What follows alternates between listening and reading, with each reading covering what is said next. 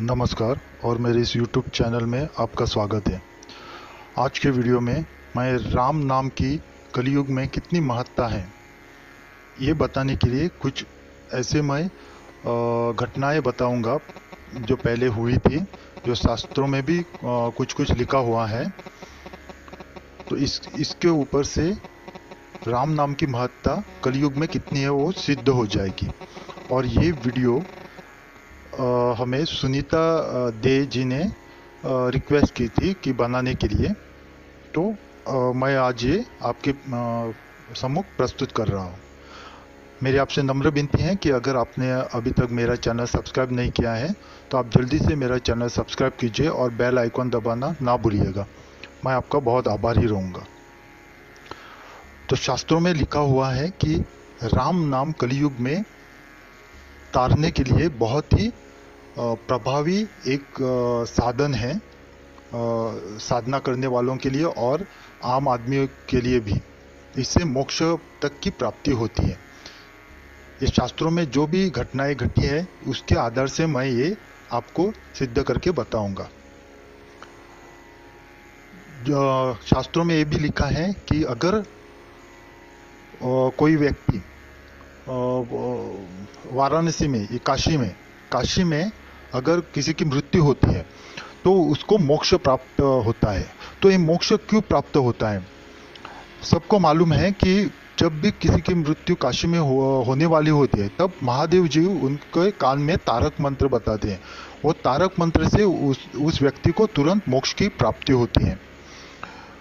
तो अगर आपने पूरा शास्त्र पढ़ा होगा तो उसमें बताया गया है कि जो तारक मंत्र महादेव जी मृत्यु से एक क्षण पहले जिसकी मृत्यु होने वाली है उस व्यक्ति के कान में बताते हैं, वो तारक मंत्र है राम नाम। महादेव जी राम नाम का उच्चारण उसके कान में करते हैं और उस व्यक्ति को तुरंत मोक्ष की प्राप्ति होती है। इससे सिद्ध हो जाता है कि राम नाम की महत्ता कितनी है कलयुग में। मैं और एक बात बताता हूँ। एक बार कैलाश में पार्वती जी ने महादेव जी को ध्यानस्थ मुद्रा में देखा और वो रुद्राक्ष की माला पे जाप कर रहे थे। तो जब महादेव जी ध्यान से उठे तो पार्वती जी ने उनसे पूछा कि आप तो देवों के देव हैं, महादेव हैं, आपसे ऊपर कोई नहीं है। शास्त्र का भी यही वर्णन है। और जब भी आप कोई ध्यान करता है या तपस्या करता है तो कोई ना कोई नाम तो लेना ही है तपस्या के लिए।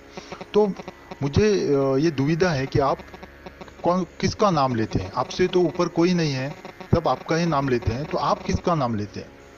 तो महादेव जी ने एक बहुत अच्छी चौपाई बताई कि राम रामेति रामेति रमे रामे मनोरमे सहस्र नाम ततुल्यम राम नाम वरानने। कि हे पार्वती, हे देवी, मैं हमेशा राम राम राम इस राम नाम में ही रमण करता हूँ, क्योंकि एक राम नाम विष्णु के सहस्र नाम के तुल्य है। तो मैं राम ही का ही नाम लेता हूँ।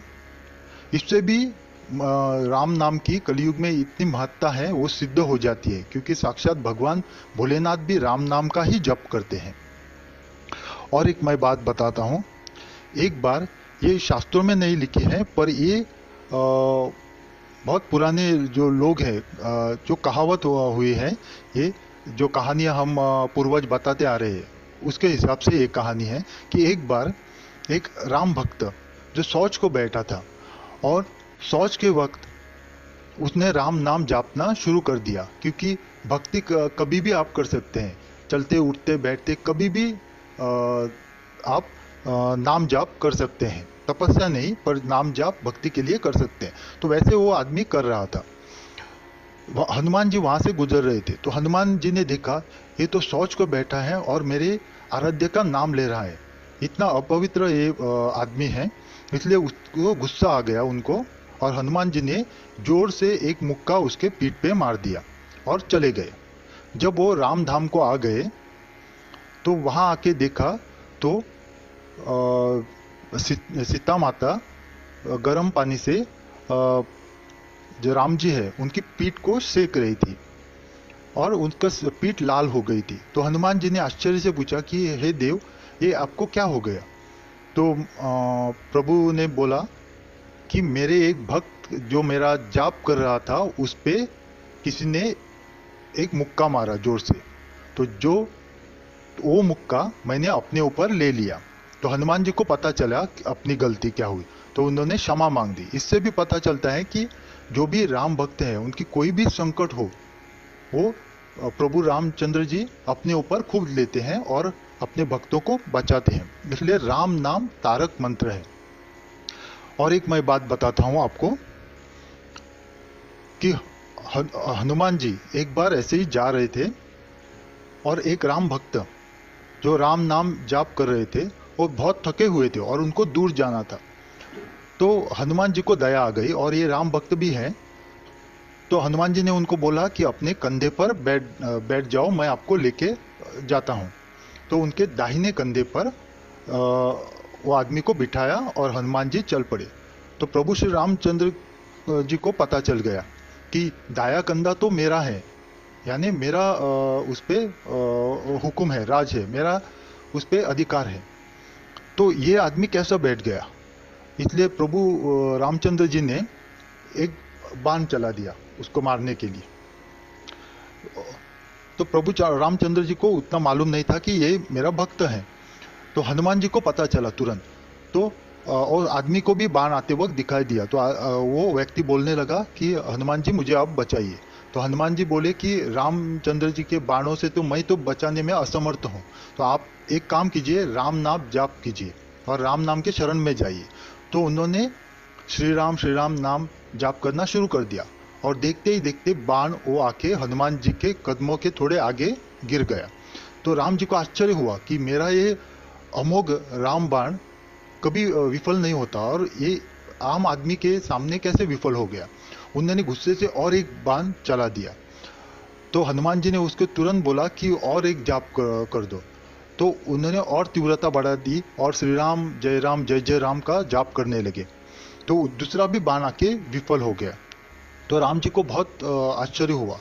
तो राम जी हनुमान जी के पास, और जब हनुमान जी ने उस आदमी को पहुंचा दिया और वापस राम धाम में आ गए, तो रामचंद्र जी ने बोला कि ये कैसे हुआ, तूने मेरा बाण विफल कैसे कर दिया, ऐसी कौन सी शक्ति तुम में आ गई।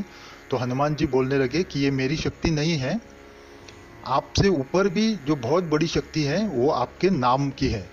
आपसे भी बड़ा आपका राम नाम है। तो राम नाम की जो ताकत है उसने उस आदमी को, साधारण से आदमी को, आपके अमोघ बाण से बचा लिया। तो राम से भी बड़ा है राम का नाम।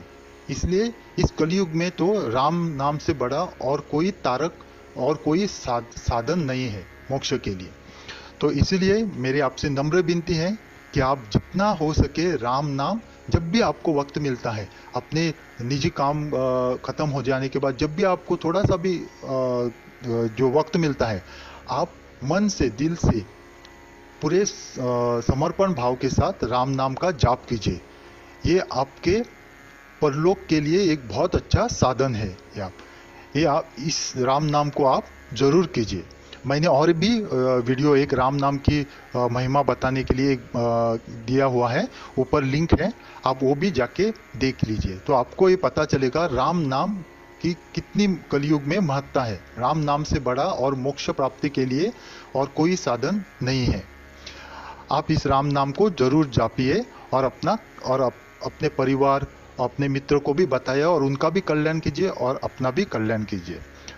अगर आपने अभी तक मेरा चैनल सब्सक्राइब नहीं किया है तो मेरी आपसे नम्र विनती है कि आप जल्दी से मेरा चैनल सब्सक्राइब कीजिए और बेल आइकॉन दबाना ना भूलिएगा। मैं आपका बहुत आभारी रहूँगा। आपका कल्याण हो। ओम नमः शिवाय।